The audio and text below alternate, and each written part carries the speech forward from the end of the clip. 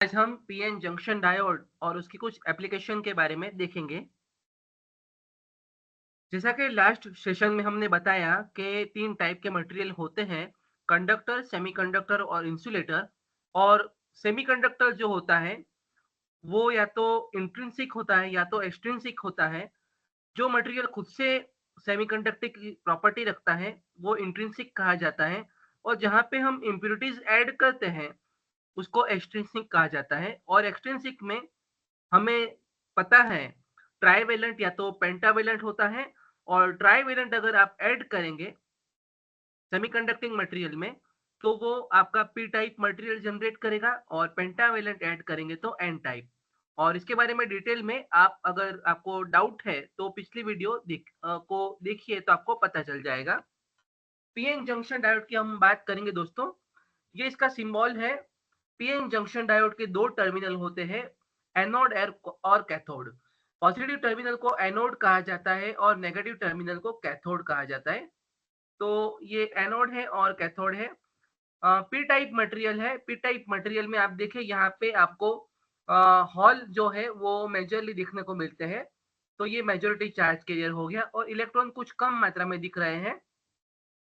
और N type material यहाँ पे इलेक्ट्रॉन मेजॉरिटी चार्ज कैरियर है और होल आपको कम मात्रा में देखने को मिल रहे हैं। इन दोनों प्रकार के मटेरियल को इकट्ठा जोड़कर प्रोसेस किया जाता है और फिर पीएन जंक्शन डायोड बनता है। तो ये जो पीएन जंक्शन डायोड होता है, वहाँ पे कनेक्शन 2 तरह से होते हैं, क्योंकि आपको ये बैटरी से कनेक्ट करना होता है। तो अगर आप बैटरी से कनेक्ट करोगे तो बैटरी से कनेक्ट करने के बाद में 2 तरह के आपके पास ऑप्शन है, या तो पॉजिटिव टू पॉजिटिव और नेगेटिव टू नेगेटिव करो, या तो पॉजिटिव टू नेगेटिव और नेगेटिव टू पॉजिटिव। तो ये कनेक्शन को फॉरवर्ड और रिवर्स बायस कहा जाता है। मान लीजिए हमारे पास पीएन जंक्शन डायोड है और ये तरह से बैटरी का कनेक्शन किया गया है। ये पी टाइप से मैंने यहाँ पे किया, पॉजिटिव बैटरी का टर्मिनल कनेक्ट किया, और एन टाइप से नेगेटिव किया। इस कनेक्शन को फॉरवर्ड बायस कहा जाता है। और दोस्तों पीएन जंक्शन डायोड को जब भी यूज किया जाता है तो उसको फॉरवर्ड बायस में ही हम लोग कंडक्ट करते हैं। और मान लीजिए मैंने कनेक्शन उल्टा कर दिया तो उसको रिवर्स बायस कहा जाता है। तो पॉजिटिव टू नेगेटिव बैटरी का और नेगेटिव टू पॉजिटिव, तो इस कनेक्शन को हम लोग रिवर्स बायस कहेंगे। तो दोनों में क्या अंतर है और कैसे काम करता है, ये चीजें हम अभी देखेंगे।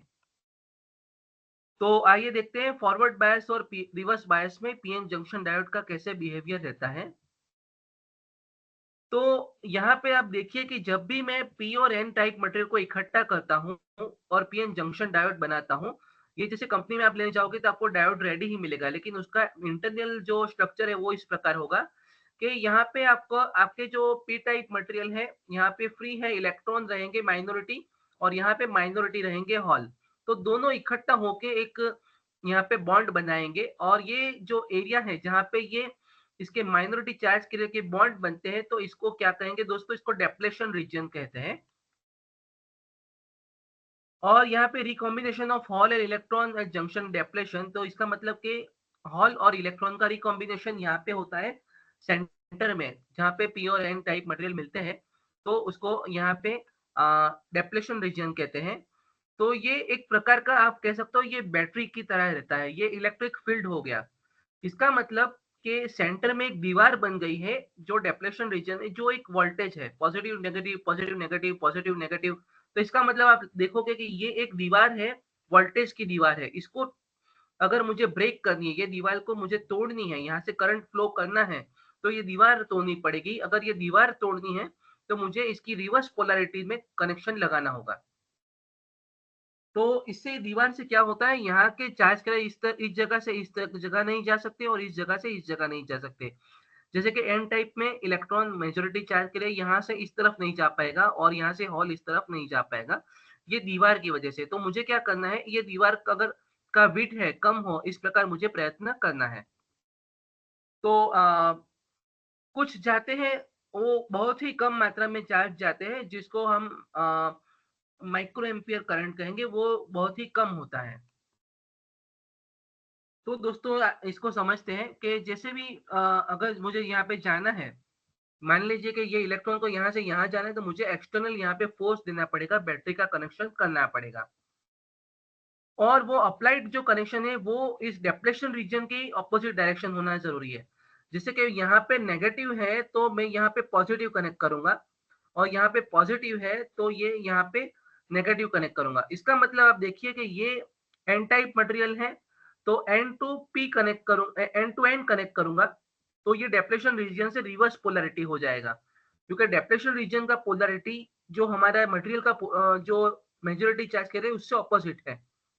तो इसका मतलब है कि जभी भी मैं पी टाइप से पी टाइप बैटरी का पॉजिटिव टर्मिनल और एन टाइप से बैटरी का नेगेटिव टर्मिनल कनेक्ट करूंगा तो वो फॉरवर्ड बायस कहा जाएगा और अगर मैंने उल्टा कर दिया तो रिवर्स बायस। तो इसका यही आइडिया है कि जो डिप्लेशन रीजन है उससे अपोजिट पोलैरिटी का अगर आप कनेक्शन देते हो तो फॉरवर्ड बायस होगा और उसकी सेम पोलैरिटी का देते हो तो रिवर्स बायस होगा। तो दोस्तों हमको यहाँ पे ये जानना है कि फॉरवर्ड बायस और रिवर्स बायस में क्या ऑपरेशन होता है, कैसे काम करता है।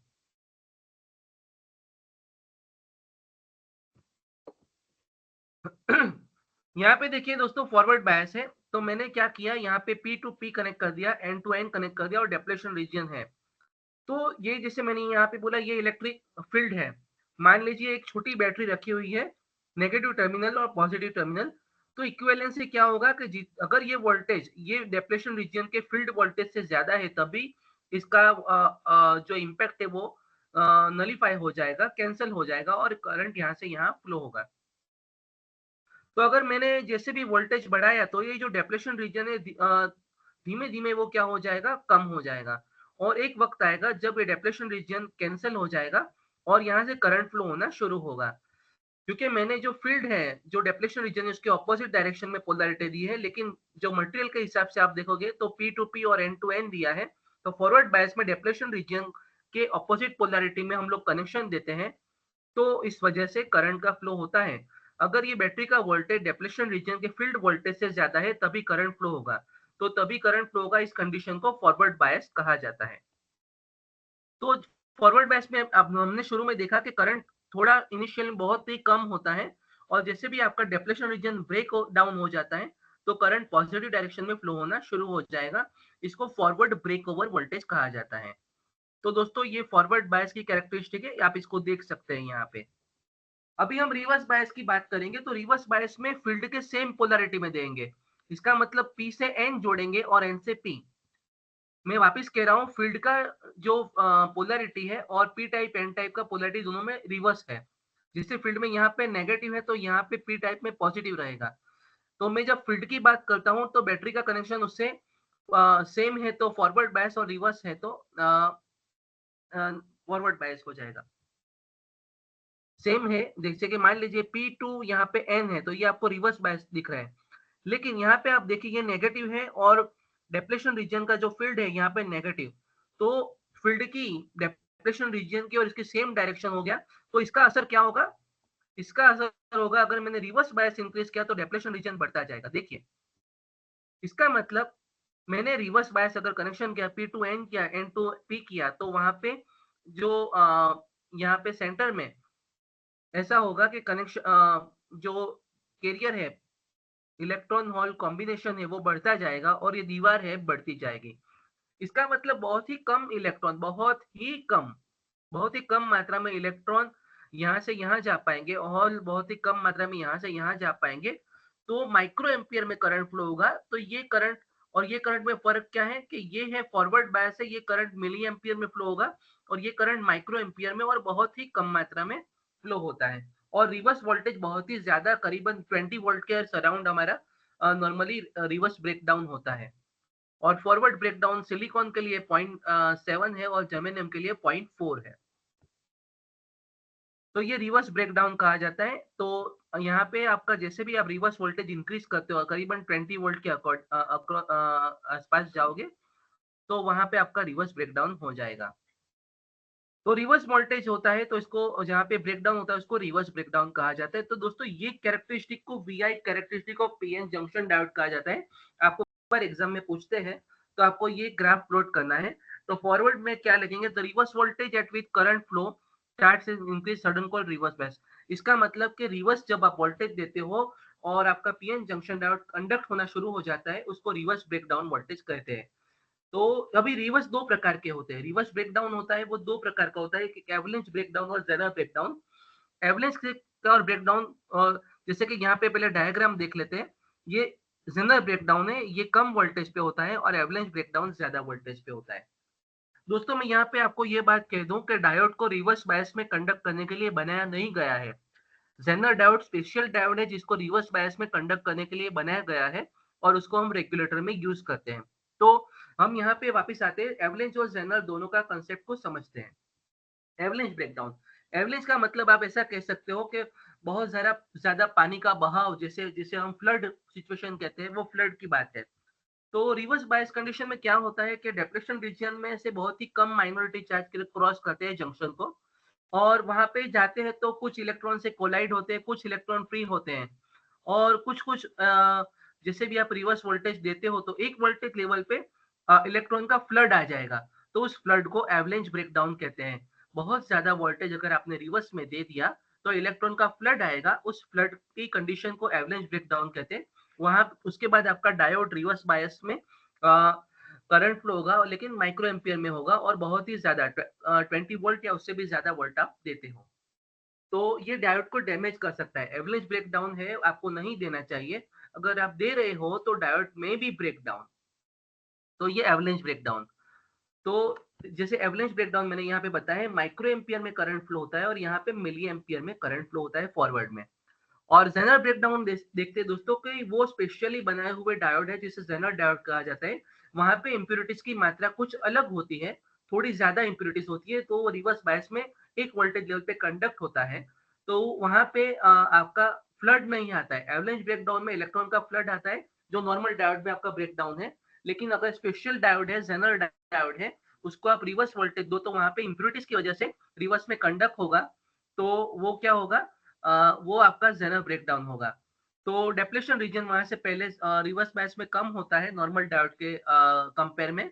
तो ये आपका एक स्पेशल एप्लीकेशन है, वोल्टेज रेगुलेटर के लिए यूज़ होता है। तो ज़ेनर ब्रेकडाउन नॉर्मल डायोड में नहीं रहता। एवरेज ब्रेकडाउन अगर नॉर्मल डायोड में ऑब्जर्व भी होता है, तो डायोड के डैमेज होने के चांसेस ज़्यादा है।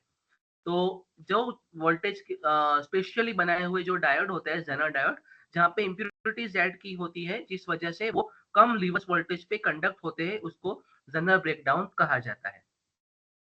तो ज़ेनर ब्रेकडाउन जैसे एवलांच का हमने देखा वोल्टेज ज़्यादा था रिवर्स में, लेकिन ज़ेनर का ब्रेकडाउन उससे कम वोल्टेज पे कंडक्ट हो जाएगा और ये एप्लीकेशन होता है वोल्टेज रेगुलेटर में आपको यूज़ इसका करना रहता है।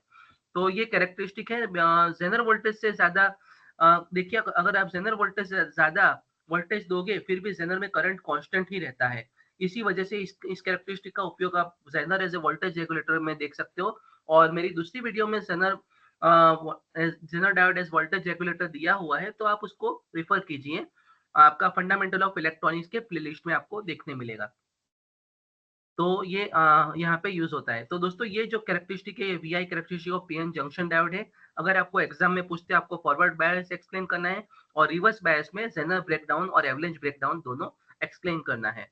तो ये आपकी मिनिमम वीआई कैरेक्टरिस्टिक के लिए डायग्राम है, ये आपको याद रखना है। और इसको रिवर्स ब्रेक और वोल्टेज कहते हैं, इसको फॉरवर्ड ब्रेक और वोल्टेज कहते हैं। अभी हम इम्पोर्टेंट एक छोटा-सा टॉपिक है वो देख लेते हैं, डायोड की एप्लीकेशंस क्या होती हैं? कि डायोड होते हैं लो और हाई पावर रेक्टिफायर में यूज़ होते हैं। एज़ अ स्विच आप यूज़ कर सकते हो, semiconducting switch, clipping circuit, clamping circuit और प्रोटेक्शन ऑफ एससीआर जहाँ पे रिवर्स करंट अगर फ्लो करने में आपको नहीं होने देना, तो आप एससीआर के प्रोटेक्शन के डायोड और ट्रांजिस्टर के पैरेलल में डायोड कनेक्ट करते हो।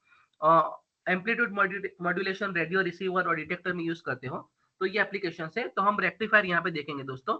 रेक्टिफायर क्या करता है? रेक्टिफायर एक डिवाइस है जो एसी इनपुट देता है और डीसी आउटपुट देता है और रेक्टिफिकेशन का जो प्रोसेस होता है, वो डायोड की वजह से होता है। जैसे कि यहाँ पे मान लीजिए मैंने एसी सप्लाई दिया तो आउटपुट मुझे मिलेगा डीसी सप्लाई और ये जैसे इनपुट है आपका तो आउटपुट आपका आएगा इस प्रकार। तो देखिए यहाँ पे ये प्योर डीसी है, ज़रूरी नहीं इस प्रकार डीसी मिले, आपको पल्सेटिंग डीसी भी मिल सकता है, जो प्योर डीसी नहीं होगा। हमने प्रैक्टिकल में ऑलरेडी सीआरओ में देखा हुआ है कि आपका इम्प्योरिटी वाला डीसी कैसा होता है, प्योर डीसी किस प्रकार होता है। तो बेसिकली डायोड होता है रेक्टिफिकेशन सर्किट के लिए यूज होता है। हम यहाँ पे डायोड के कुछ प्रकार देखेंगे। देखिए ये जो दिख रहा है यहाँ पे ये पल्सेटिंग डीसी है, ये फुल वेव रेक्टिफायर है। इसका मतलब 180 और 180 360 साइकिल के लिए डायोड कंडक्ट होता है, फुल कंडक्शन होता है। लेकिन अगर आप फिल्टर यूज करेंगे तो आपको इस प्रकार आपको स्ट्रेट मिल जाएगा आउटपुट, अदरवाइज ऐसा पल्सेटिंग डीसी मिलेगा। Different types of single phase rectifier, half wave rectifier, full wave rectifier और full wave centre tap rectifier. Second वाला ब्रिज है जिसमें 4 डायोड होते हैं और दूसरा वाला सेंटर टैपिंग ट्रांसफार्मर के साथ में 2 डायोड यूज होते हैं। हम तीनों सर्किट का यहाँ पे डिस्कशन करेंगे। देखिए ये सिंगल डायोड है दोस्तों। यहाँ पे क्या होता है, जैसे भी आप इनपुट देते हो तो इनिशियल फेज में जैसे यहाँ पे मान लीजिए पॉजिटिव हाफ साइकिल आया, तो पॉजिटिव हाफ साइकिल यहाँ पे आएगा तो पी टू पी, इसका मतलब ट्रांसफॉर्मर का पॉइंट ए है, पॉइंट बी से ज्यादा पॉजिटिव हो जाएगा क्योंकि यहाँ पे पॉजिटिव हाफ साइकिल आया, तो ये डायोड फॉरवर्ड बायस आएगा तो आपको कंडक्शन मिलेगा और करंट फ्लो होगा ए के एक्स वाई बी ए, करंट फ्लो होगा पॉजिटिव हाफ साइकिल में। तो आउटपुट में आपको इस प्रकार पल्सेटिंग डीसी मिलेगा, लेकिन हाफ समय के लिए, कम समय के लिए। लेकिन आप अगर मान लीजिए यहाँ पे नेगेटिव हाफ साइकिल आया, तो पॉइंट बी है वो ए से ज्यादा पॉजिटिव हो जाएगा, इसका मतलब ए ये डायोड है रिवर्स बायस हो जाएगा, तो डायोड कंडक्ट नहीं होगा। तो देखिए आपको यहाँ पे हाफ साइकिल में ही आउटपुट मिलता है, तो ये हाफ वेव रेक्टिफायर कहा जाता है दोस्तों। तो सिर्फ डायोड पॉजिटिव हाफ साइकिल में कंडक्ट होता है और नेगेटिव हाफ साइकिल में आपको आउटपुट में कोई वोल्टेज नहीं मिलता, तो इसकी एफिशिएंसी भी दोस्तों कम हो जाती है। ये कम ही यूज होता है फंडामेंटली, ये सिर्फ अंडरस्टैंडिंग के लिए हम लोग डेमोस्ट्रेट करते हैं, लेकिन प्रैक्टिकली ये हम यूज नहीं करते। और एडवांटेज देख लेते हैं कि एक ही डायोड आपका यूज होता है। स्टेप डाउन नॉर्मल ट्रांसफार्मर हम यूज करते हैं। पीक इनवर्स वोल्टेज सिर्फ वीएम होता है, इसका मतलब रिवर्स बायस में आपका वीएम वोल्टेज ही होता है जो डायोड के रिकॉर्ड जो रेटिंग है अकॉर्डिंगली होता है। लेकिन आउटपुट आपका पल्सेटिंग होता है, वो आपका डिसएडवांटेज है और आउटपुट पावर भी कंपेयर में लेस होता है। अभी ये देखिए दो डायोड वाला सेंटर टैप रेक्टिफायर, यहाँ पे जो आपका ये सेंटर टैपिंग ट्रांसफॉर्मर है, ये स्पेशल ट्रांसफॉर्मर है। ये 2 डायोड वाले जब रेक्टिफायर की हम लोग बात करते हैं तभी यूज होता है। तो यहाँ पे क्या होता है, सेंटर टैपिंग लिया होता है, जैसे 2 डायोड को कॉमन कर दिया और यहाँ से सेंटर टैपिंग से लोड ले लिया। तो दोस्तों यहाँ पे आपको पॉजिटिव और नेगेटिव दोनों साइकिल में डायोड कंडक्ट होंगे। पॉजिटिव में एक डायोड कंडक्ट होगा और नेगेटिव में दूसरा डायोड कंडक्ट होगा। हम इसका अंडरस्टैंडिंग कैसे होता है वो देखते हैं हम लोग। देखिए यहाँ पे पॉजिटिव हाफ साइकिल अगर आया तो पॉइंट ए पॉइंट बी से ज्यादा पॉजिटिव है, इसी वजह से डायोड डी1 है ऊपर वाला डायोड वो फॉरवर्ड बायस है, तो करंट फ्लो होगा ए वन के1 एक्स वाई, और यहाँ पे मान लीजिए सेंटर ओ लिखा है तो ओ में आएगा, ठीक है। और ये डी1 में आपको आउटपुट मिलेगा। अगर अगर मान लीजिए नेगेटिव हाफ साइकिल आया तो नेगेटिव हाफ साइकिल में पॉइंट बी है, पॉइंट ए से ज्यादा पॉजिटिव है, तो यहाँ पे ये डी2 फॉरवर्ड बायस होगा। तो यहाँ पे करंट कैसे फ्लो होगा दोस्तों, बी ए2 के2 एक्स वाई ओ और अगेन बी। तो यहाँ पे आप देखते हैं पॉजिटिव में ऊपर वाला हाफ वाइंडिंग यूज होता है, नेगेटिव में नीचे वाला हाफ यूज होता है, लेकिन आउटपुट का डायरेक्शन हमेशा एक्स से वाई रहता है। मैं वापिस आपको बता दूं, ए स्मॉल ए1 के1 एक्स से वाई आया करंट एक्स वाई, और सेंटर टैपिंग वाला ओ पॉइंट, और नेगेटिव में बी ए2 के2 एक्स वाई और ये सेंटर टैपिंग और वापस बी। इसका मतलब हाफ वाइंडिंग आपका यूटिलाइज होता है, हाफ वाइंडिंग आपका यूज नहीं होता, ये इसका नेगेटिव पॉइंट है। तो कहने का मतलब है full wave centre tap rectifier में आपको पल्सेटिंग डीसी मिलता है। तो डी1 डी2 इस प्रकार आपको फुल वेव मिलता है, आउटपुट आपका इसका एफिशिएंसी अच्छा होता है और पावर भी हाफ वेव रेक्टिफायर से डबल हो जाता है। तो ये जैसा कि बताया डायोड डायोड फॉरवर्ड बायस में डी1 कंडक्ट होता है पॉजिटिव हाफ साइकिल में, और नेगेटिव हाफ साइकिल में डी2 कंडक्ट होता है। तो इस प्रकार ये काम करता है। तो ये यहाँ पे मैंने लिखा हुआ है, वो एक्सप्लेनेशन इस प्रकार है, तो आप इसको समझ सकते हो। तो इसका ये नेगेटिव पॉइंट क्या है, peak inverse voltage double than bridge rectifier, क्योंकि वहां पे वीएम था, यहाँ पे 2 वीएम होगा। और रिवर्स बायस कंडीशन में आपका हाफ पार्टी ट्रांसफॉर्मर का यूज होता है, आपका हाफ फाइंडिंग ही यूज होगा, फुल यूटिलाइजेशन ट्रांसफॉर्मर का यूटिलाइजेशन फैक्टर कम हो जाएगा, ऐसा हम कहेंगे। एडवांटेज है कि हाफ रेक्टिफायर से ज्यादा आउटपुट है और 2 डायोड हमारे यूज होते हैं, आउटपुट है वो हमारा डबल है और नेगेटिव एक और पॉइंट है कि सेंटर टैपिंग का स्पेशल ट्रांसफार्मर आपको यूज़ करना चाहिए, अदरवाइज़ वो काम आपको उस नॉर्मल ट्रांसफार्मर से आप 2 डायोड वाला ट्रांसफार्मर 2 डायोड वाला रेक्टिफायर नहीं बना पाओगे। थर्ड है रेक्टिफायर सर्किट, ये ब्रिज रेक्टिफायर कहा जाता है। देखिए D1, D2, D3 और D4। तो दोस्तों ये है special kind of bridge rectifier. ये मार्केट में जाओगे तो आपको सिंगल डिवाइस भी मिलेगा और 4 डायोड से भी आप बना पाओगे। आपके घर पे अगर मोबाइल का चार्जर है, पुराना है, उसको तोड़ दो, खोल दो और उसको देखिए आप, तो वहाँ पे आपको 4 डायोड मिलेंगे और 4 डायोड से वहाँ पे रेक्टिफायर सर्किट, ये हम लोग हमारे घर पे रेगुलरली यूज़ करते हैं। वहाँ पे ट्रांसफार्मर मिलेगा, आपको यहाँ पे एक छोटा-सा कैपेसिटर भी लगा हुआ दिखेगा। आप एक्चुअली आपका जो चार्जर सर्किट है वो देखिए तो आपको आइडिया आ जाएगा। तो ये जो होता है दोस्तों, तो ऐसा आप याद रख सकते हो कि एक वक़्त में एक ऑपोज़िट पेयर काम करेंगे, D1, D3 एक वक़्त में काम करेंगे और दूसरे वक़्त में D2, D4 काम करेंगे। इस प्रकार आप इसको याद रख पाओगे।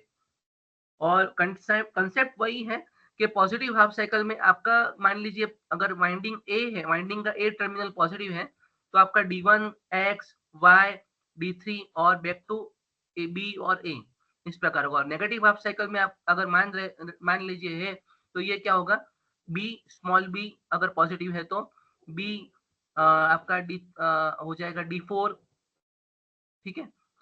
नेगेटिव हाफ साइकिल की बात कर रहे हैं हम लोग, तो देखिए यहाँ पे इस प्रकार जाएगा अगर ये है, ये आपका पॉइंट बी है और बी से जाएगा D2, D2 से जाएगा XY, XY से जाएगा D4 और वापस से खत्म। तो पॉजिटिव हाफ साइकिल में हमने देखा कि D1 और D3 कंडक्ट करते हैं, A से D1 और D1 से X, X से Y। देखिए XY डायरेक्शन, करंट का डायरेक्शन फ्लो का चेंज नहीं होता। XY और D1 से D3 और D3 से B और B से वापस यहाँ। और नेगेटिव हाफ साइकिल में आपका जाएगा, यहाँ से आएगा D2 और D2 से XY, XY से D4 और वापस A से B। इसका मतलब पूरा वाइंडिंग यूटिलाइज़ होता है और आपका यहाँ पे आउटपुट पल्सेटिंग डीसी आपको मिलता है।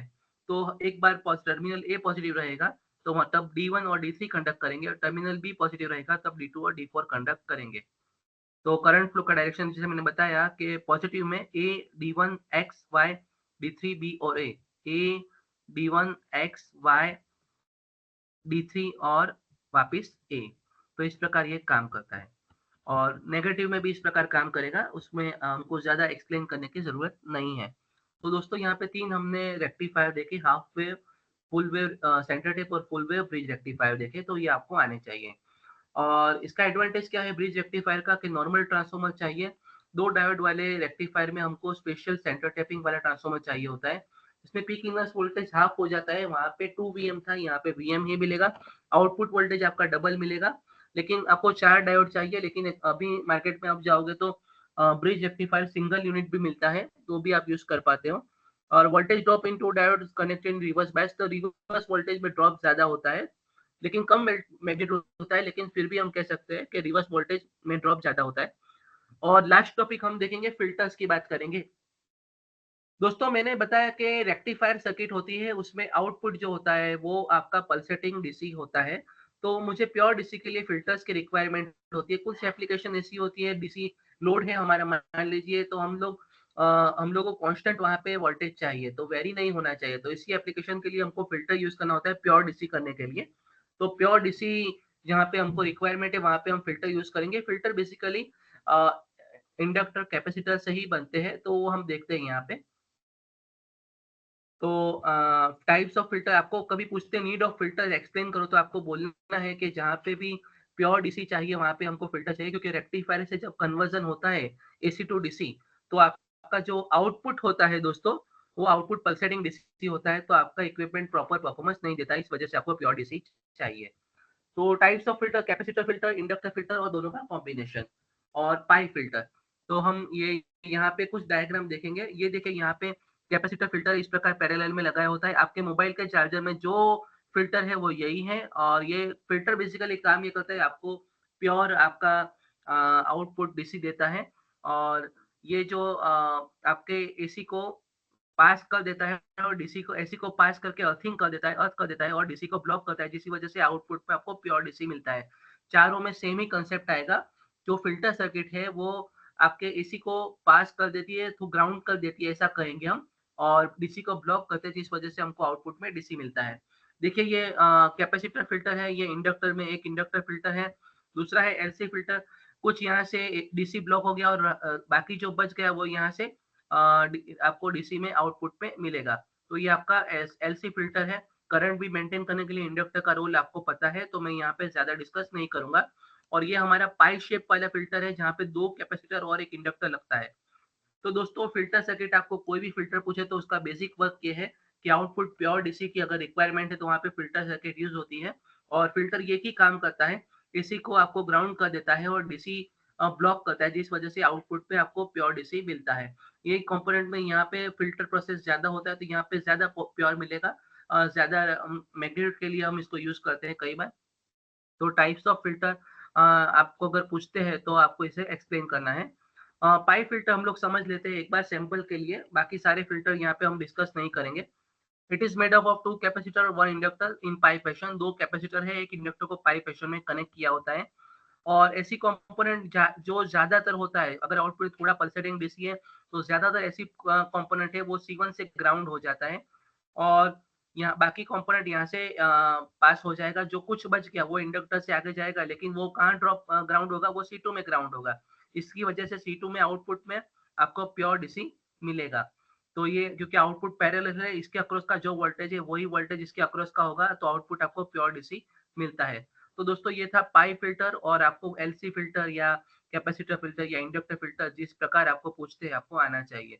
जैसे कि यहाँ पे पाई फ़िल्टर है, आपका इनपुट है और आउटपुट आपका ऐसा है तो ये इसको प्योर करेगा जितना ये फ़िल्टर्स की वैल्यू बेहतर होगी, आपको आउटपुट प्योर डीसी मिलेगा। लेकिन आप कई बार अब अगर कम वैल्यू के कैपेसिटर और इंडक्टर लेते हो तो आपको इस प्रकार दिखेगा, इट इज़ नियरली स्ट्रेट, तो इसको फ़िल्टर सर्किट का एप्लीकेशन कहा जाता है। तो एप्लीकेशंस होता है डायोड का डायोड एज़ रेक्टिफायर आप यूज़ कर सकते हो, हाफ वेव रेक्टिफायर यूज़ कर सकते हो, full wave bridge rectifier, centre tap rectifier, ठीक है? तो ये सारे एप्लीकेशन आपका डायोड के एप्लीकेशंस हैं, तो ये भी आपको पता होने चाहिए। तो ये फ़िल्टर सर्किट आप हमारी है, हम कई जगह यूज़ करते हैं, तो ये आपको पता होनी चाहिए। तो दोस्तों हमने क्या देखा अभी? हमने पीएन जंक्शन डायोड देखा, पीएन जंक्शन डायोड में क्या-क्या उसकी प्रॉपर्टी है वो देखी है और फॉरवर्ड बायस में कैसे कनेक्शन होता है और डेप्लेशन रीजन कम होता है, रिवर्स बायस में कैसे डेप्लेशन रीजन बढ़ता है, वो भी हमने देखा। हमने दोनों देखे फॉरवर्ड करंट कैसे पास होता है, फॉरवर्ड ब्रेकडाउन कैसा होता है, रिवर्स में हमने एवलांच और ज़ेनर दोनों प्रकार के ब्रेकडाउन देख लिए और कैसे काम करता है। डायोड के एप्लीकेशन में हमने तीनों प्रकार के rectifier circuit half wave, full wave, centre tape और फुल वेव ब्रिज तीनों देखे और फ़िल्टर सर्किट में हमने 4 फ़िल्टर जो थे उनका बेसिक डायग्राम देखा और हमने पाई फ़िल्टर डिस्कस किया। आई होप आपको पता चला होगा। Thank you and keep learning.